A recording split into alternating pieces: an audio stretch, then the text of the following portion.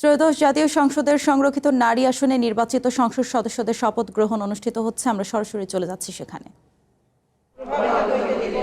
ধন্যবাদ।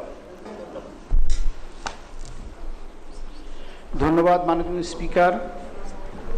আমি মাননীয় সংসদ সদস্যবৃন্দকে নিজ নিজ আসন গ্রহণের জন্য বিনীত অনুরোধ করছি। এখন আপনাদের নিজ নিজ মহিলা আসন নাম্বার গেজেটের ক্রমিক অনুযায়ী উল্লেখপূর্বক শপথপত্রে অধ্যক্ষার তারিখ সহ স্বাক্ষর দানের জন্য অনুরোধ জানাচ্ছি।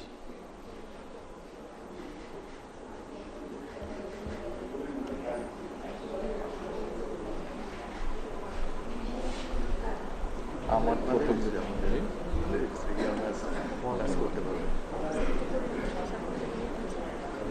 কাজ করলে হয়।